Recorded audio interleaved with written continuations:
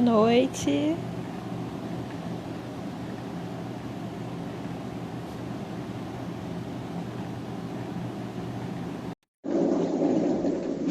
Dá uns minutinhos para entrar mais gente.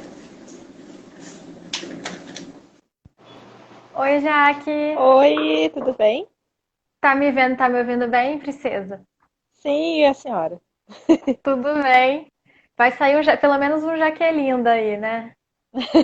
Com certeza, Marinovich. Se a gente não usasse Olá, apelido. boa noite. Boa noite, oi Jéssica, tudo bem? Oi, Bruno. Olha, só gente querida entrando. Quanto tempo que eu não vejo o Bruno? Eu digo mesmo. Oi, Ana Paula. Boa noite, enquanto o pessoal vai chegando, né? A gente É, vai dá mais esperando um uns pouquinho. 2 minutinhos. Esperar pelo menos 8h05, né? Para as pessoas poderem chegar. O horário carioca, né? Ah, é.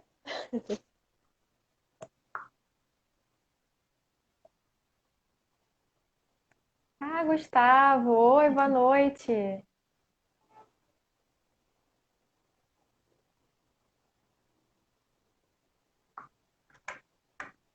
Muita coisa pra gente falar, né, Jaque?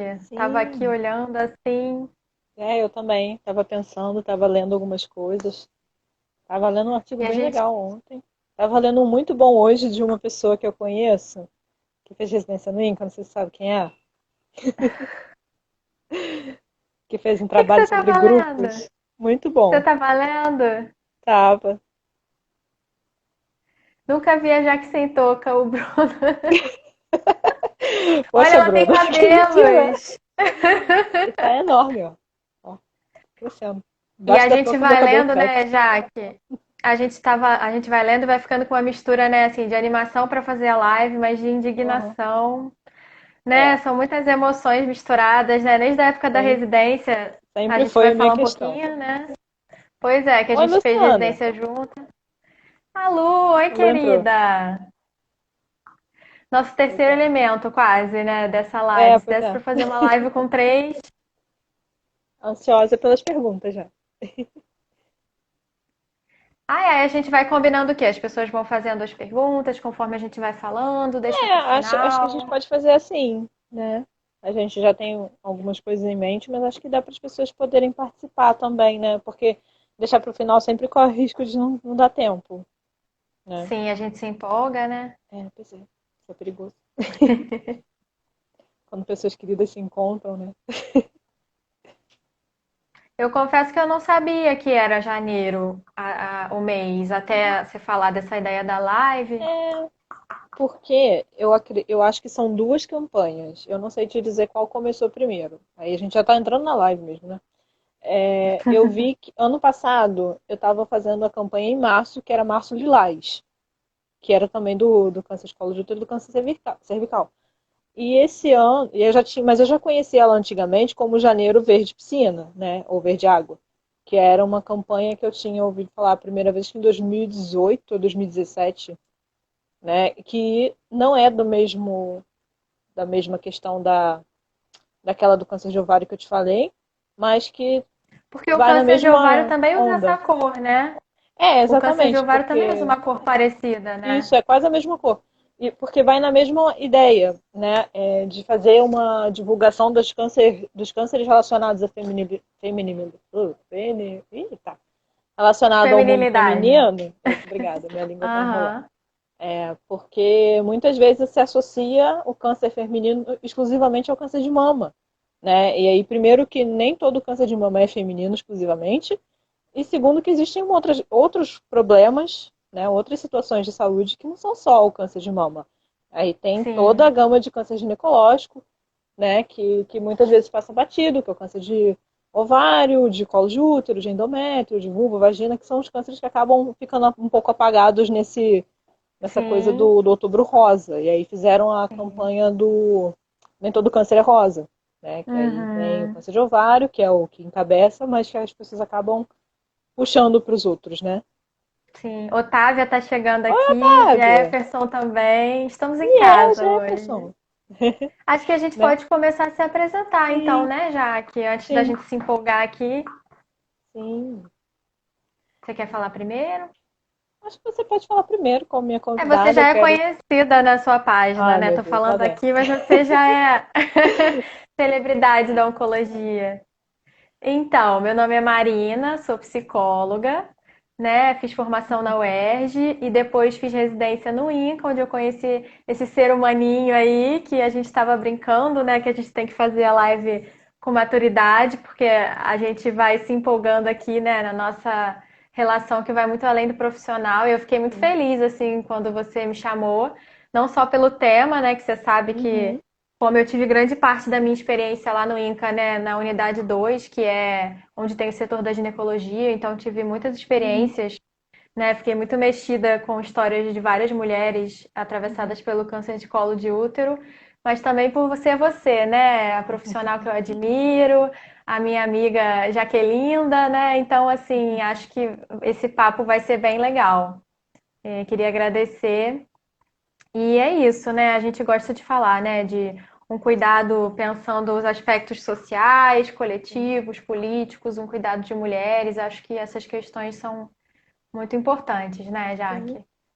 E considerando esse mês, né, essa campanha do Janeiro Verde, das pessoas que eu conheço, acho que você é uma das que mais tem a contribuir, né? Das que eu interajo com mais frequência, apesar de conhecer outras pessoas também que têm bastante coisa para falar e que têm bastante experiência na área, né? E a ideia é trazer para o perfil agora conteúdos e lives com pessoas que têm bastante experiência para discutir esses temas que são relevantes, né? Porque apesar da gente já ter alguma divulgação boa em oncologia, ainda existem doenças como essa mesmo, câncer de colo de útero, que não tem tanta divulgação assim, né? É uma coisa muito mais recente.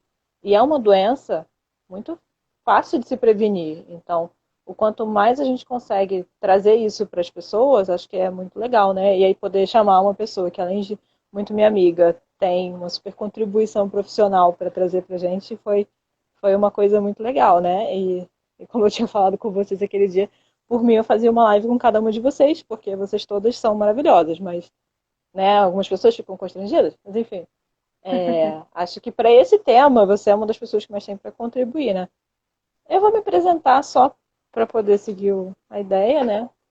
Por caso de ter alguém que não conheça o perfil ainda, eu sou Jaqueline, eu fiz residência em oncologia no INCA com a Marina na época, né? Formada na UF em 2014, fiz residência no INCA de 2017 a 2019. Atualmente eu faço fellow de cuidado paliativo oncológico exclusivo no INCA também, né? Resumidamente é isso, que nós vai tomar bastante tempo. E E isso que você falou, né, já que eu acho que é muito interessante, porque eu lembro que quando eu entrei no INCA, realmente, assim, todo mundo, a gente sempre ouve falar, né, câncer de mama, as uhum, campanhas, e a gente celebra muito isso, né, que seja um tipo de câncer que está na mídia, que já tem muitas iniciativas, que já tem muitos grupos de apoio, né, a gente uhum, celebra isso, e quando a gente vai pensar nesses outros tipos de câncer, né, os cânceres ginecológicos, especificamente o do colo de útero, eu nunca tinha parado para pensar, né? Isso era uma coisa que ecoava nas pacientes lá também, né? Elas sim, falavam muito assim, eu nunca tinha ouvido falar, eu nunca tinha ouvido uhum, falar desse tipo de câncer, né? Eu acho que e a gente está falando assim do quarto tipo de câncer, né? Mais incidente em mulheres sim. e que Terceira vamos maior causa de morte, já vamos começar a botar aqui os dados, né? né, Que para mobilizam tanto a gente, impactar. né? Pois é. E como assim que a gente não está falando mais sobre isso, né? No Brasil, Uhum, na saúde das mulheres? Eu acho que é muito nesse sentido, né, que a gente sim. quis trazer E essa pensar conversa. também no quanto é uma doença que dá para se prevenir e que a prevenção vem muito pela questão social, das dificuldades de acesso, mas também pela falta de informação que muitas pessoas têm, né? Porque se você pensar que o que previne o câncer de colo de útero é o preventivo, é uma coisa relativamente simples, mas que muitas pessoas não têm acesso, ou que não conseguem, ou porque por outras questões não fazem essa procura, né? Desse exame, que é um exame que teoricamente é simples e que poderia prevenir uma doença muitas vezes agressiva e que muitas vezes realmente tira a vida de pessoas jovens até, né? e que é muito por falta de informação, por preconceito, por desinformação às vezes, né? Porque pior que a falta de informação é a informação errada, que a gente tem visto bastante por o momento atual, né? Isso que Então, você falou, né, Jaque? Acho que o estigma, né? A gente está falando aqui sim, de uma doença, né, que envolve questões de sexualidade, órgãos reprodutivos femininos, né, que já envolve uma porção de tabu, né, na nossa sociedade, e isso é uma coisa que a gente precisa falar, né? Como que esse câncer, sim, isso a gente também vai ouvir muito nos relatos das pacientes, das pessoas, como que é um câncer associado ao descuido, né, à uhum, promiscuidade, né, a questão da vida sexual, a uma questão de, uhum, às vezes, até a falta de higiene, como que sim, nada disso tem fundamento, né, e só uhum, serve para fazer com que essas mulheres não procurem ajuda, fiquem mais constrangidas, gerem um sofrimento adicional a já ter que estar lidando, né, com adoecimento, não falem sobre o assunto, uhum. né, como que eu acho que o estigma aí também já é toda uma camada, né, de prevenção Sim, que a gente tem que trabalhar, né? sim, e o estigma em dois lados, né? O estigma de se ir atrás do exame, né? Que existem muitas questões que atravessam a pessoa a não procurar o exame, como o estigma depois do diagnóstico, né? De como é que é viver com uma doença que as pessoas têm vergonha, que as pessoas se sentem constrangidas de falar que tem, ou então que até mesmo dentro do espaço de saúde elas se sentem tratadas de forma diferente, porque a visão em algumas situações ainda é essa, né? Do tipo, não se cuidou, como é que deixa, aquela famosa frase, como é que deixa chegar nesse estado? Como se fosse simplesmente uma questão de escolha da pessoa, né? Pois é. Ignorando muitas vezes certos contextos sociais, contextos, às vezes financeiros mesmo, né? Porque procurar um atendimento ginecológico, às vezes, não é nem uma questão de falta de dinheiro, mas de falta de tempo. Né? Quantas vezes eu ouvi histórias do tipo, eu não conseguia ir no médico porque eu não conseguia faltar ao trabalho para ir no horário que o médico trabalhava. Então, assim, você tem um monte de E a gente está atravessamentos. falando aí, né, de uma população. Sim, acho que é isso, né? A gente está falando de uma população, né? E eu acho que a gente está falando dessa questão também do acesso, e acho que a gente vai destrinchar, mas é importante a gente lembrar também que não são só mulheres, né, Uhum, que desenvolvem, porque os homens trans e as pessoas não binárias sim, também têm que ter esse cuidado, né? Todas as pessoas que sim, têm útero. E como, por sim. exemplo, essa própria camada dessa questão já vai aí introduzir um monte de barreira de acesso, de Sim. dificuldade, mais A estigma, né? própria fantasia de que porque a pessoa tem um relacionamento que não tem, abre aspas, a penetração no sentido tradicional, no sentido homem e mulher só, no sentido binário, é que é como se, porque não tem isso, não precisa fazer o exame, não precisa procurar o ginecologista, como se a saúde dos órgãos reprodutores não fosse uma questão independente das opções sexuais que a pessoa possa vir a ter, né, da vida Sim. sexual dela. Inclusive para mulheres que não praticam sexo de tipo nenhum, né? Porque a gente também tem uma população mais idosa que tem câncer de colo de útero, né? Sim, Porque porque uma basta ter parte. tido contato uma vez, né? Acho que a gente pode voltar um Uhum, pouquinho, né? Só para a gente falar assim, porque o câncer de colo de útero, ele é basicamente, né? Ele se desenvolve de uma infecção pelo HPV, né? Pelo alguns uhum, tipos de HPV. E basta você ter tido um contato sexual, né? Então, uhum, quando a gente fala, por exemplo, do estigma, a pessoa pode ter tido um parceiro a vida inteira, uhum, né? Ela pode ser sim, casada, né? E aí a grande parte da população, inclusive, vai ter o contato com o HPV, né? E não vai desenvolver. Grande parte vai ter o contato da população sexualmente ativa, não vai desenvolver nenhum tipo de doença, o próprio corpo vai poder eliminar aquilo, né? E não vai ficar nem sabendo. Mas, assim, como que a gente tem que tomar cuidado com essas associações que a gente faz, sim, né? Porque a gente ouve o relato das mulheres de sim, achar que elas são culpadas, que pode ter havido uhum, alguma traição e de serem acusadas sim, pelos companheiros, né? De terem sido sim, infiéis. Quantas camadas que isso vai trazendo, né? Como é importante, você falou da sim, desinformação, a gente poder entender. Então, assim, essa infecção, né, pelo HPV que gera essas alterações celulares. A gente está falando aqui o tempo todo de detecção precoce, né? Porque uhum, o câncer de colo de útero ele demora um longo tempo, ele tem um desenvolvimento lento. Então a gente tem várias janelas aí que a gente pode detectar e prevenir, né? O que a gente chama de alterações celulares, lesões percussoras, que ainda não são tumores, não são cânceres, né? Mas tem o potencial de virar se a gente não intervir. Então, assim, é nessa janela que a gente está falando, né? Dessa prevenção, desse rastreamento, que é feito com um exame relativamente simples, né? Que é o que a gente chama de preventivo, Papa Nicolau, né, que pode detectar. Então, assim, acho que quando a gente fala, né, de como mobiliza, de como indigna, é que a gente vê aí todos os elementos e por que será que as coisas não estão se encaixando, né, já que por que será que as Uhum. mulheres, as pessoas não estão conseguindo chegar, por que será que quando chegam não conseguem coletar o exame, quando conseguem coletar, talvez a qualidade não seja boa, quando conseguem captar, não tem o acompanhamento, o retorno, né, do resultado, porque eu acho Sim. que a gente está falando assim do rastreamento eficaz, da qualidade do Uhum. exame, da cobertura e do segmento também, né? O que você está falando. A É, Otávia da até botou própria, aqui. da própria leitura que os profissionais fazem dos exames, né? Porque você depende que Sim, alguém leia aquilo e veja que tem uma alteração relevante, que encaminhe para alguma rede, que dê algum segmento, que peça biópsia. Então, é isso. São vários níveis de atenção em saúde que você precisa ter funcionando amarradinhos para que aquela pessoa que está com câncer inicial ou que já está com câncer em estado entre moderado e avançado consiga chegar a um tratamento, né? E muitas vezes a gente vê que um ponto da rede vai furando, e vai furando outro, e vai furando outro, e vai furando outro, e quando vê a pessoa já está com uma doença em estágio avançado, com muitos sintomas. E aí ela entra já com poucas possibilidades de tratamento, né? porque essa é uma questão também. Os sintomas, eles aparecem quando o tumor. Porque quando a gente fala de câncer de colo de útero, a gente já está falando de uma doença avançada, porque não era nem para ter virado um tumor, um Sim, câncer, né? sim. Então, os sintomas aparecem quando a doença já está ali mais instalada, né? Então, é muito Uhum, silencioso.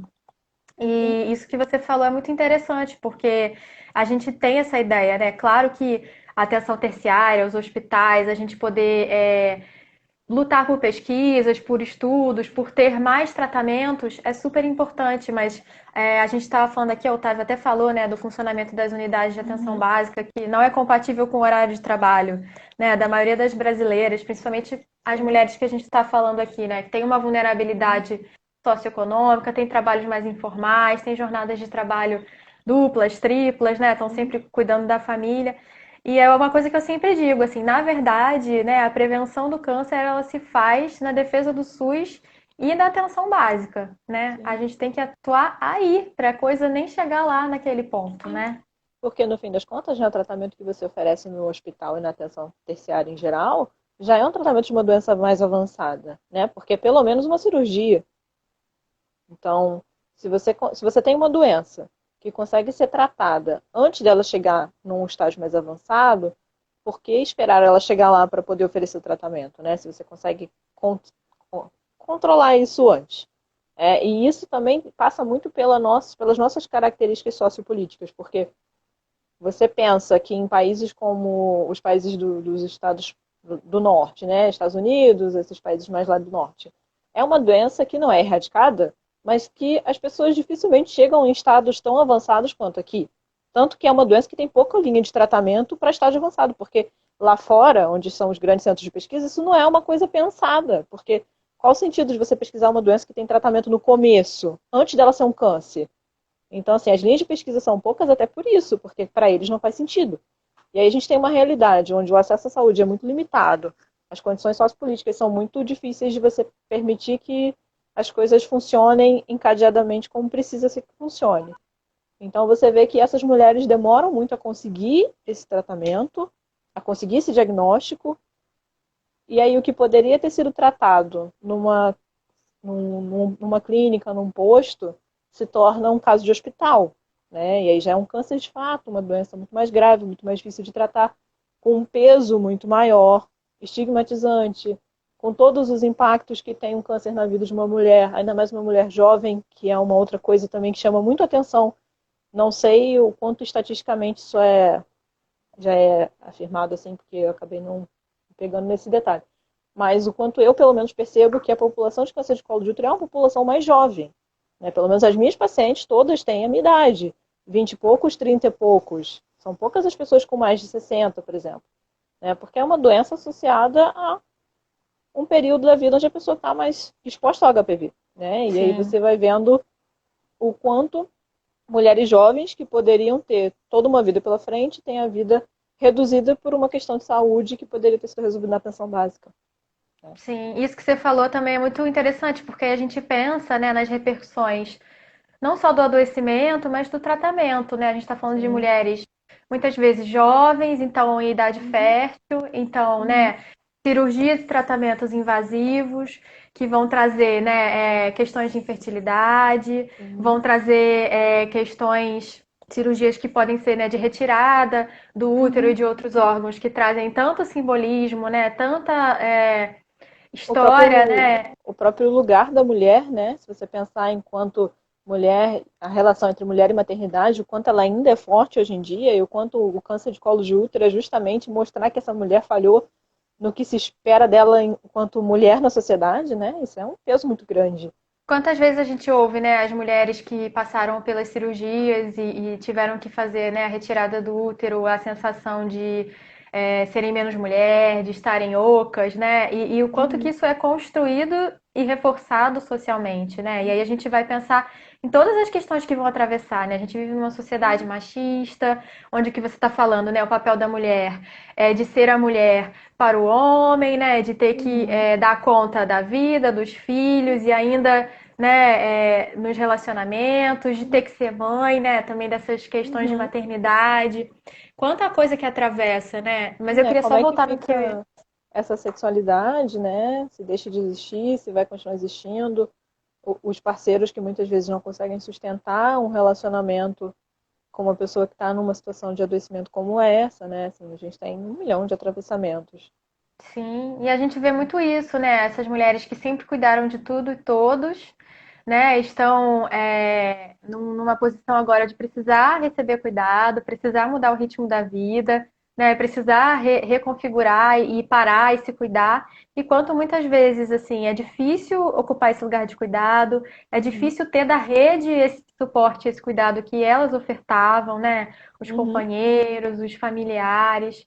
E ao mesmo tempo, quando isso acontece, como que é potente, né? Porque eu acho que assim, a gente vai falar aqui de indignações e preocupações, mas a gente Uhum. também tem que falar dos caminhos, né? Quando a gente Sim. vê o apoio da família, né, o apoio do companheiro, da companheira, como que essa coisa faz diferença nesse sentido de poder acolher essa Sim. mulher, de construir esses estigmas, né? Sim. Porque muitas vezes é isso, né?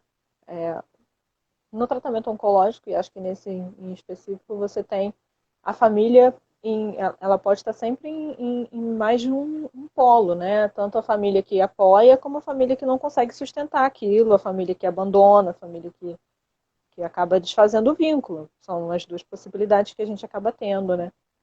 Como algumas doenças como esse tipo de câncer em específico tem um peso social e um peso grande, né? Acaba que muitas vezes é difícil sustentar, né? Mas realmente a gente também pode pensar no quanto esse suporte muitas vezes vai ser central, né? Acredito até que entre os suportes, o apoio familiar e da rede social em geral, né? Não só a família de sangue, mas a família de laços construídos, amigos, outros vínculos que a pessoa venha a ter, mas também a questão da espiritualidade, o quanto muitas pessoas vão ter a espiritualidade como um caminho, né, para poder dar conta de um adoecimento tão grave quanto esse. Porque é isso, né? Cada pessoa vai encontrar a sua forma, né? Dentro da sua história, dentro da sua rede, dentro das narrativas, né? De como que vai enfrentar esse momento, enfrentar, né? Todas essas circunstâncias que a gente está falando. E uma coisa que você ficou falando, eu fiquei pensando, né? Acho que voltar um pouco mais assim, que população é essa, né? Você estava falando dos Uhum. dados. Eu li Sim. antes da gente começar que 85% dos casos de câncer de colo de útero do mundo acontecem nos países, né, considerados do sul global, menos Uhum. desenvolvidos, né, da América Latina, países da África. E como que é gritante isso, né? E aí quando a gente Sim. bota a nossa lupinha aqui para o Brasil, quem são, né? Essas pessoas, essas mulheres que vão adoecer, né? São as pessoas mais vulneráveis socioeconomicamente, né? As pessoas que vão ter menos acessos aos exames de rastreamento e quando tem o diagnóstico, né, vão ter mais entraves e dificuldades do tratamento. São as mulheres negras, né? São as mulheres provedoras, geralmente, da sua família, que trabalham várias jornadas, né? Várias horas de trabalho. E aí a gente fica pensando, né?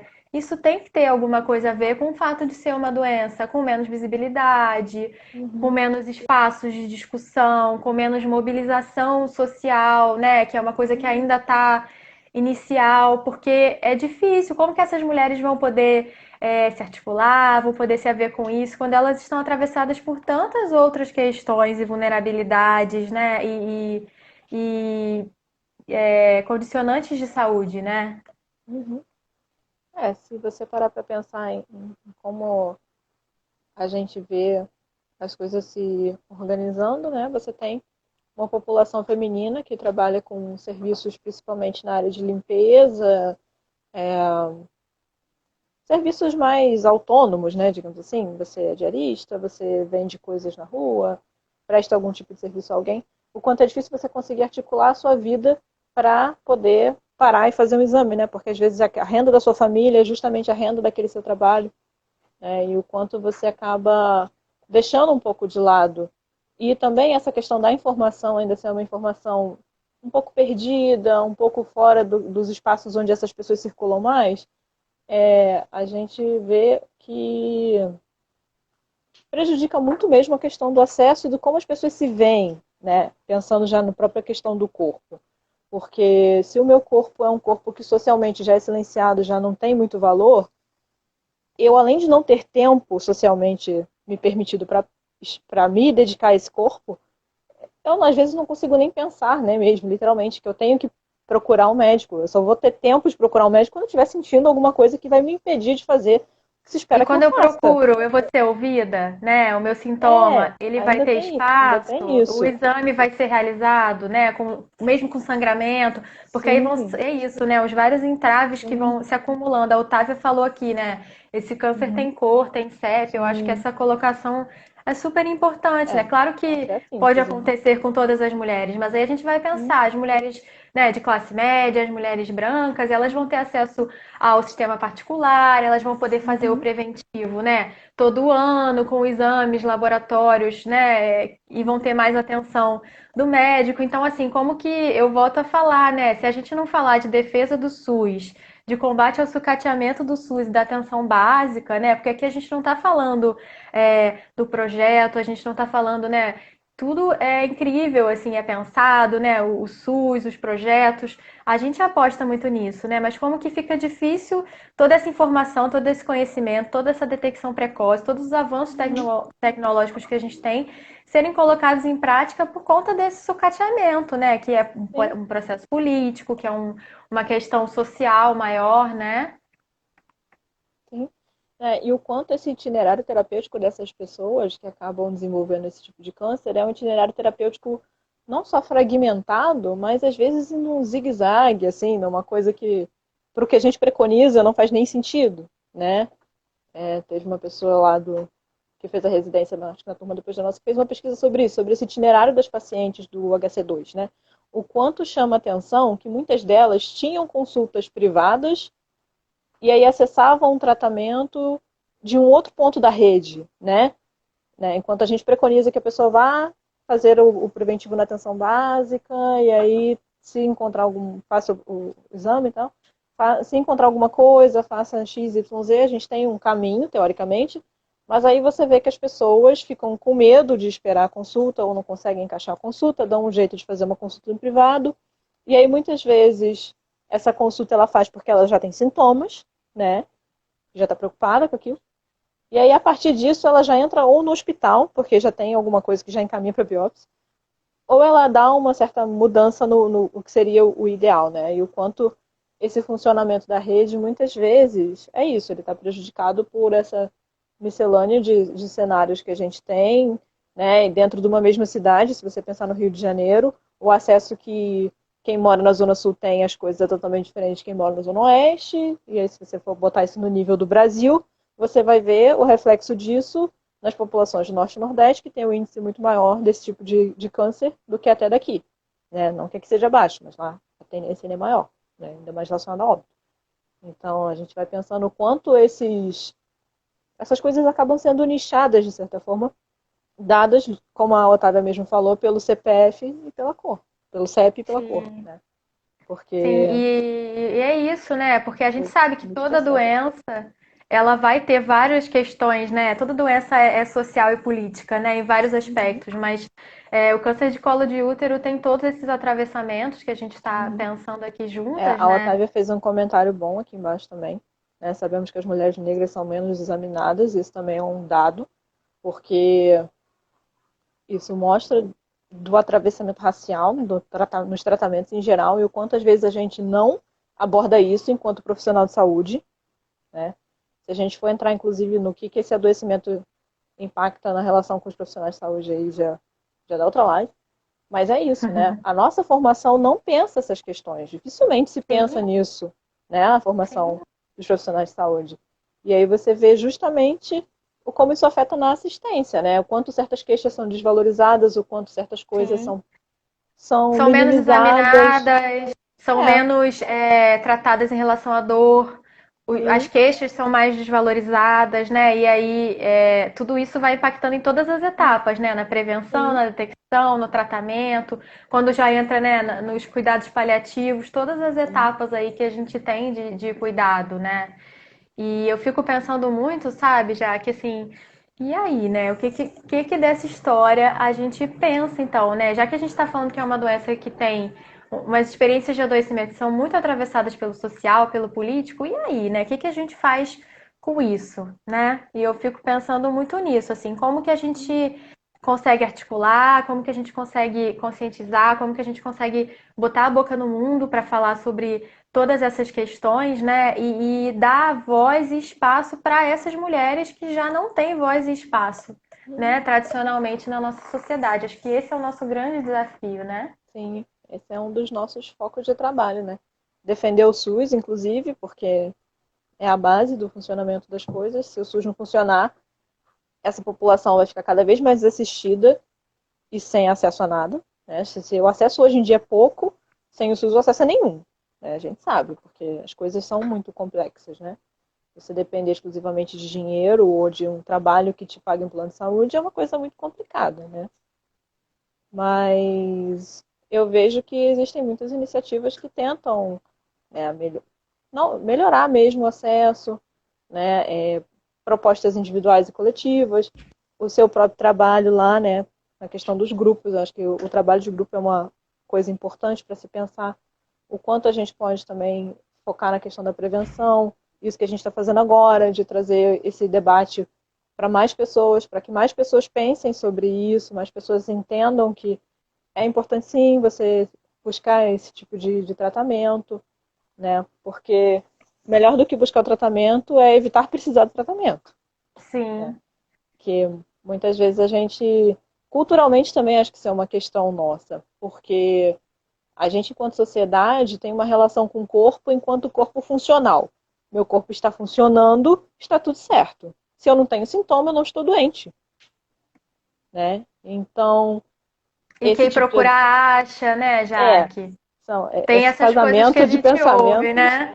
E aí já é um exame que a gente estava falando aqui, né? Não é um exame, é um exame invasivo, né? A gente sabe Uhum, que as consultas ao ginecologista por si só já envolvem uma porção de estigmas, questões de uhum, vergonha, questões de uhum. corpo, né? Sim, Então isso que você está falando é muito interessante, porque além da funcionalidade, eu acho que dá produtividade, né, Jaque? sim, porque no fim das contas é isso, né? Você só vai procurar um tratamento, dependendo da vida que você leva, se você não consegue mais fazer nada, quando você não consegue mais produzir, quando você não tem outra opção senão parar e ver o que está acontecendo. Né? Infelizmente, isso é o que acaba acontecendo. E aí não caindo numa questão de a culpa é do sujeito, não, a culpa não é da pessoa, a questão é a gente vive num Exatamente. modelo de vida que coloca as pessoas nesse tipo de situação. Você não tem tempo para olhar para si mesmo. Você não tem tempo. Não é porque você não Exatamente. quer, porque você não consegue. Você tem que dar conta de filho, de casa, de trabalho, de um monte de coisas. Né? Como é que você vai parar para tirar um horário para ir no médico? Aí a gente sabe que muitos médicos é assim, você marca, e aí você espera o dia inteiro, às vezes, para ser atendido. Quem que tem essa disponibilidade? São poucas as pessoas que têm, né? Isso que você falou é perfeito. A Luciana está até falando aqui, né? Estudantes de psicologia que querem a área da saúde, precisam escutar vocês, né? Lu sempre, Uhum, sempre fofa. Porque é isso, se a gente não tem essa escuta, a gente vai ouvir uma mulher falando, né? Ah, porque uhum, eu fiquei 5 anos sem fazer o preventivo, quando eu uhum, fui, né, o tumor já estava grande, já estava sangrando com nível de dor, que, né, histórias assim de grande sofrimento. E se você não uhum, tem essa escuta, esse olhar do contexto, né? Você uhum, pensa assim, como que essa mulher deixou isso chegar?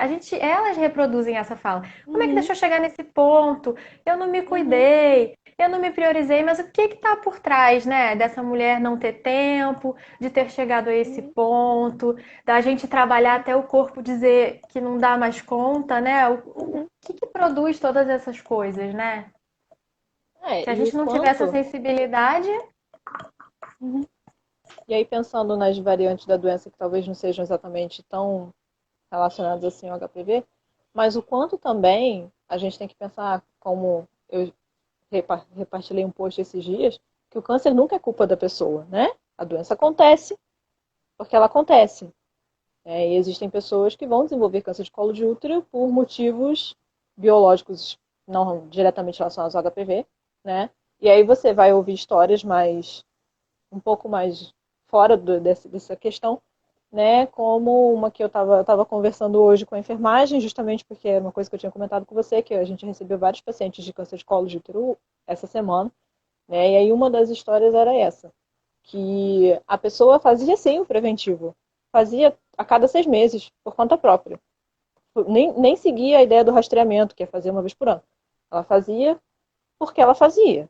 E mesmo assim ela teve câncer, né? O quanto também a gente precisa saber que certas situações na vida, e principalmente de adoecimento, são coisas que estão para além do nosso controle.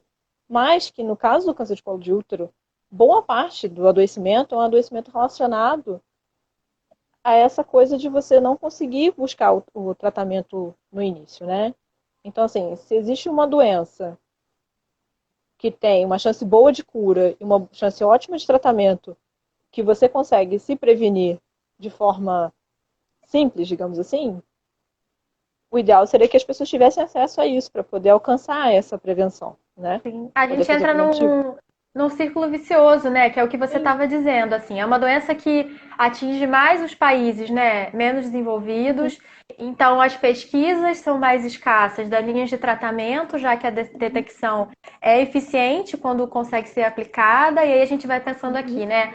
Aí a qualidade dos exames também, né? Por uhum. todas as questões dos investimentos e do segmento depois. Então, assim, a gente vai virando uma bola de neve, Sim, né? E isso que você falou é perfeito, porque a gente tem que desconstruir a ideia de culpa sim, e transicionar para a ideia de responsabilidade partilhada. Afinal, todos sim, nós temos responsabilidade nessa sim, história, né? Profissionais de exatamente. saúde, sociedade, né? De levantar essa bandeira, de ter essas Porque também a discussões. gente tem que tomar cuidado quando a gente entra nessa coisa do discurso da prevenção para não cair num lugar de você sabia que você podia ter câncer, por que, que você não fez o exame?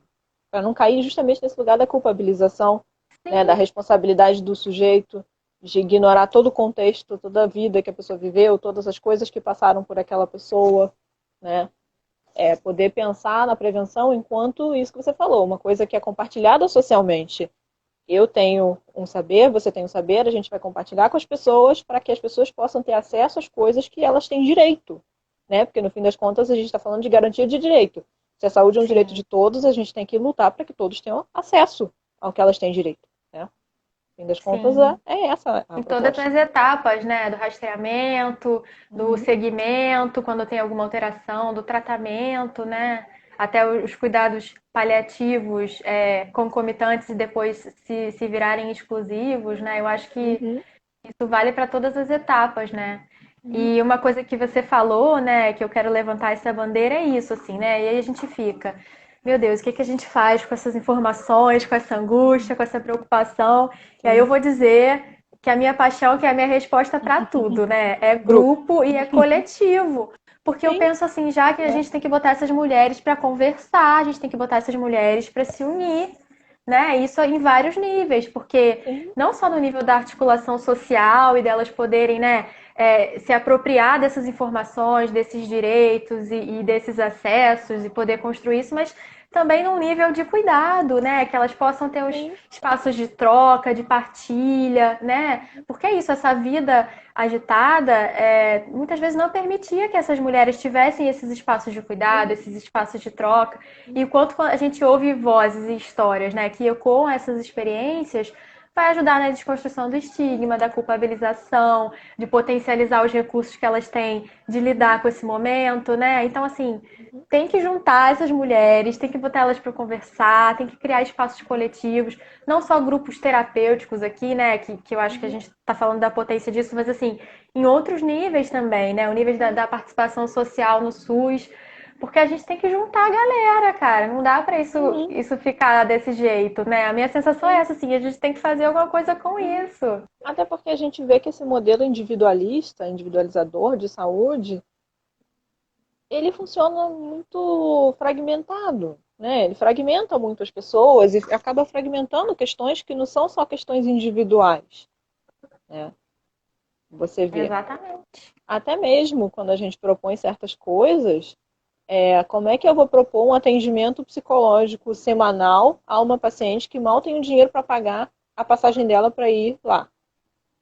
Então, pensar em espaços no território, em grupos no território, em atenção básica mesmo, né? Porque no fim das contas, a atenção básica não é para ser uma coisa do tipo menor ou pequena, ao contrário, básico vem de básico. Tem que ser o primeiro, tem que ser a base para funcionar o resto, Sim. né? Não é Se a básico de atenção simples, básica, né? exatamente, É, se a é um... atenção básica não funcionar, o resto não funciona.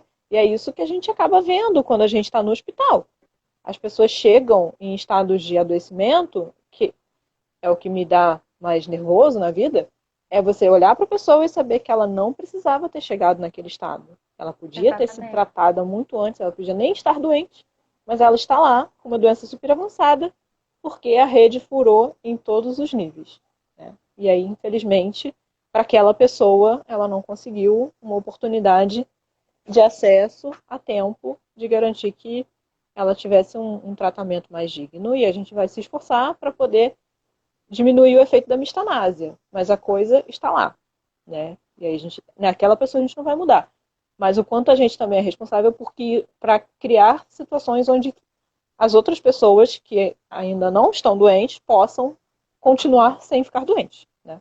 Exatamente. Como que a gente vai atuar, né? Na micropolítica, e na macro, né? E como que a gente vai poder acolher, né? Eu acho que é isso, acolher essas mulheres, essas pessoas em todas essas etapas, né? Então, assim, Uhum. na luta, na articulação, para que a gente possa efetivar a detecção precoce, efetivar, né? E defender e fortalecer a atenção básica. E também depois todos os acolhimentos que a gente pode ir produzindo de cuidado para essas mulheres em todas as etapas, porque o que você falou é perfeito, né? Os adoecimentos que isso produz, porque a gente está falando aqui, né, da invasão do corpo, da Uhum. dificuldade, das dores, dos sintomas, mas como que isso vai atravessar a pessoa num nível como um todo, né? Integral, Sim. né? O É, sofrimento psíquico, as relações, como uhum. se vê no mundo existencial, essas coisas estão todas amarradinhas, Sim, né? né? A pessoa não existe só enquanto corpo, né? O corpo não é exclusivamente um corpo com câncer, é uma biologia. A gente tem uma experiência toda de existência, né? E isso inclui todos esses níveis que você falou. E quanto muitas vezes o tratamento até só foca o biológico e Exatamente, ignora toda a história daquela pessoa, o que ela tem condição ou não de fazer, né? exatamente. Às vezes a própria capacidade da pessoa de escolher certos tratamentos, né? Que você muitas vezes vai ver que é desconsiderado, né? Ah, porque ele não sabe o que é melhor, ela não sabe o que é melhor, então eu vou determinar, né? O quanto muitas vezes a gente acaba vendo que as pessoas são colocadas lá para fazer coisas que talvez se elas entendessem elas não escolhessem.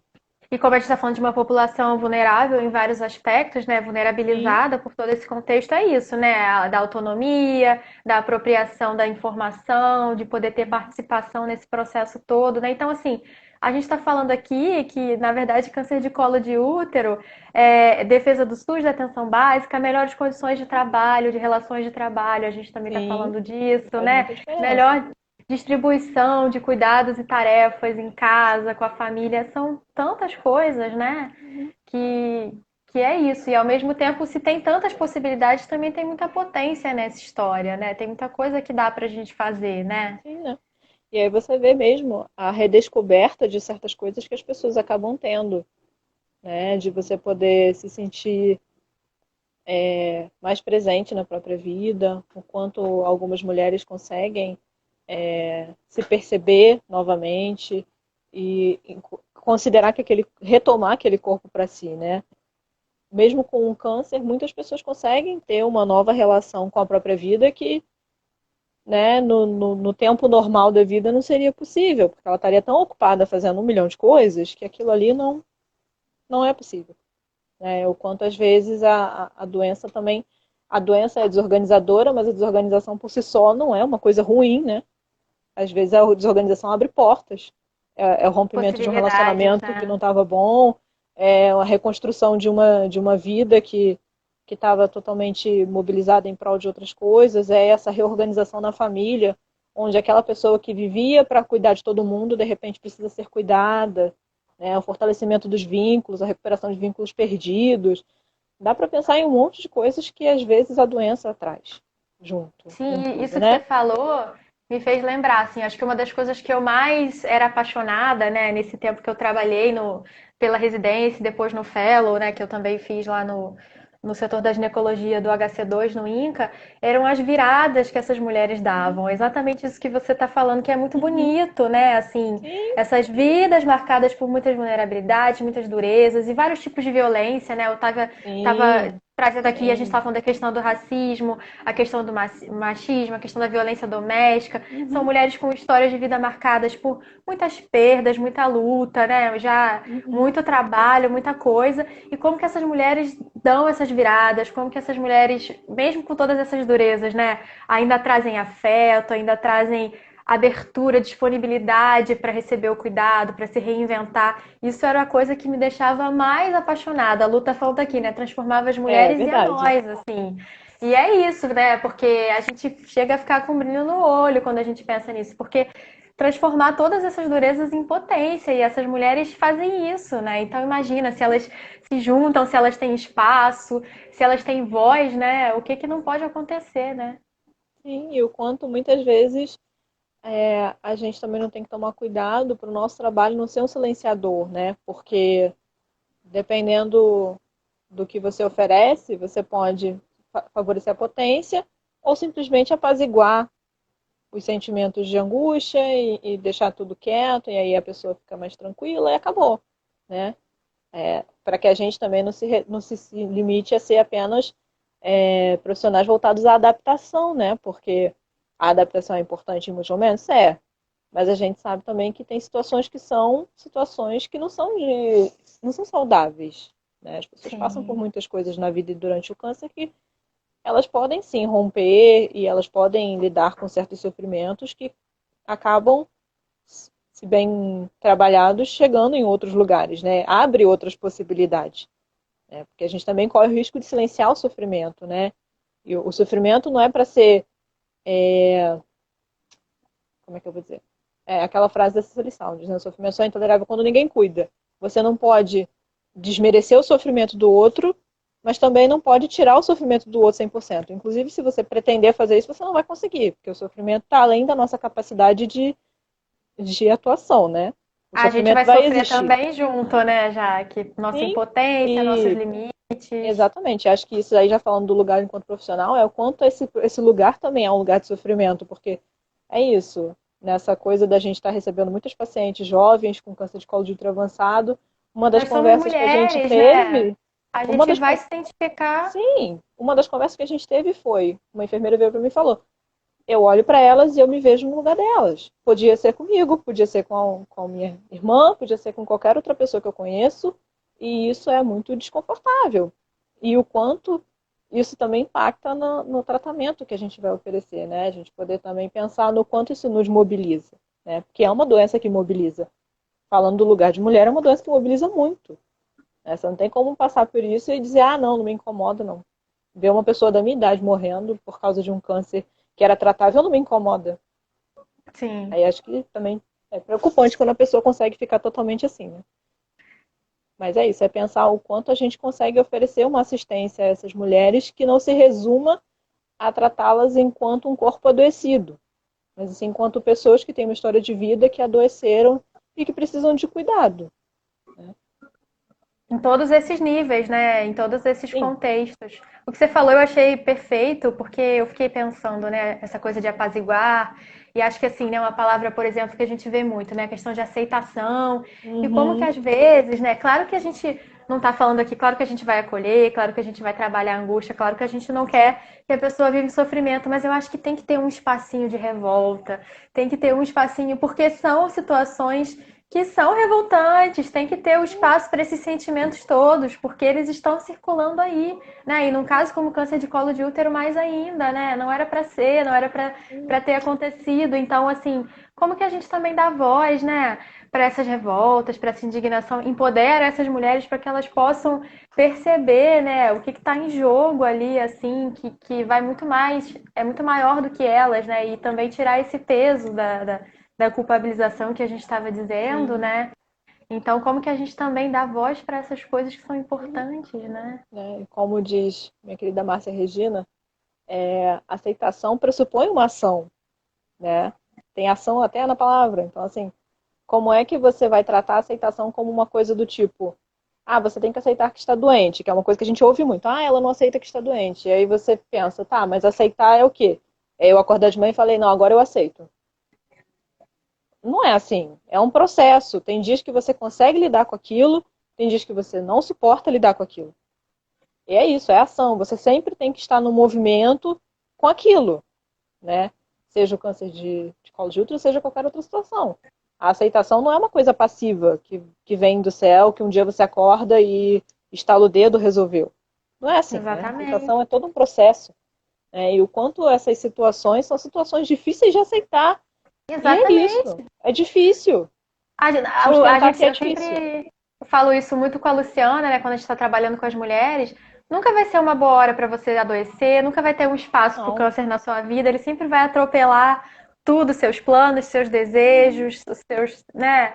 E como que você se reorganiza nessa história, né? Adorei essa questão da aceitação. Márcia é maravilhosa. Eu também queria Uhum. lembrar Keila, Rose, também psicólogas do INCA, né? Que ensinaram muito pra gente dessa história, desse Sim. olhar, né? Acho que a gente já vai ter que começar a fechar, né, Jaque? Sim, já está acabando, já está perto das 9, né? Quero agradecer mais uma vez pela sua presença, por ter aceitado essa live. É uma coisa que me deixa muito feliz poder falar com você aqui, né? Gosto muito do seu trabalho, gosto muito de você, então é muito bom ter você aqui. Eu sabia que você ia ter muita coisa para contribuir, porque você teve não só o R2 da residência direto com essas mulheres, mas também teve o Fellow, então você tem uma experiência muito legal, um trabalho muito importante, né? Então, acho que era uma das melhores pessoas para poder chamar para estar aqui hoje. Fiquei feliz de você ter aceitado. Espero que a gente possa fazer mais coisas juntas, porque eu adoro trabalhar com você, você já sabe. Ai, Né? Jaque, E assim, não sei nem como agradecer. Foi uma delícia, foi uma conversa mesmo, né? Acho foi. que a gente pôde partilhar nossas angústias, nossas indignações, mas também nosso brilho no olhar, né? Nossos desejos, nossa admiração por essas mulheres, pelas Uhum. pacientes, todas as histórias que a gente pôde, né, acolher e acompanhar. E foi maravilhoso, pode me chamar sempre, topo, sempre que Com a gente for certeza. falar de mulher, de câncer, De e só para eu grupos. poder, de grupo, gente, grupo é a solução do mundo da saúde. Defesa do SUS e grupo. Se eu quero deixar uma mensagem aqui é essa. E só para eu falar Essa é a sua rapidinho, mensagem de né? encerramento, né? Exatamente, meu jargão, né? E como a Jaque falou, né? Eu trabalho com grupos de mulheres. Eu estou começando um Sim. projeto junto com a Luciana Saiter, maravilhosa, que também foi residente lá do INCA, né? De uma geração anterior à nossa. A gente está construindo um espaço, né? De grupo, de troca entre mulheres que têm experiência de câncer, não só câncer de colo de útero, né? Qualquer tipo de câncer, e a gente quis justamente que fosse qualquer tipo de câncer, para poder dar visibilidade e voz para essas mulheres com essas várias experiências, para esses cânceres que muitas vezes não têm essa visibilidade, né? A gente estava falando do nem todo câncer é rosa. E aí a gente está construindo esse espaço, se chama Grupo Acolhendo, né? Uhum. A ideia é que seja um projeto em molde de clínica social, então a gente tem algumas opções, né? Desde o gratuito até valores bastante acessíveis, porque a gente quer que as mulheres cheguem, ocupem esses espaços, né? Possam trocar, possam tecer essa rede de cuidado entre elas, para a gente poder falar dessas coisas todas e mais, dessa vida além do câncer, dessas potências, dessas viradas incríveis que essas mulheres dão, e também dos dias que não tá dando para dar virada nenhuma, que a coisa tá Uhum. difícil, a gente poder acolher. Então é o grupo Acolhendo, vocês podem procurar no meu Instagram, Uhum. né? Depois eu É, vou deixar aqui a chamada dele também para as pessoas que quiserem participar ou tiverem alguém para indicar. Por favor, isso encaminhe para aí. o máximo de mulheres que vocês conseguirem. Paciente, amiga, mãe. Gente, vamos juntar as mulheres, porque quando as mulheres se juntam, esse é meu outro jargão, coisas incríveis acontecem. Então, vamos botar essa mulherada junta, porque é muita potência, a gente constrói muita coisa e a gente precisa caminhar nessa história, né, Jaque? Uhum. Agora a gente vai precisar encerrar, porque já está bem no finalzinho do tempo mesmo. Quero agradecer novamente a Marina pela ótima discussão que a gente conseguiu ter hoje. Agradecer a cada um de vocês que ficou aqui até o final, os que entraram depois também. Essa live vai ficar salva, vou deixar no meu IGTV depois, tá? Aí quem quiser assistir desde o começo, que caso tenha chegado depois, ou quem não conseguiu assistir, a gente vai deixar lá para vocês poderem assistir, tá bom? Então é isso, mais uma vez obrigada, um abraço Obrigada, Jaquelinda. Sempre um prazer. Muita admiração por você, viu? e eu por você. Beijo, tchau. Obrigada a todo Até a mundo. próxima, gente. Até.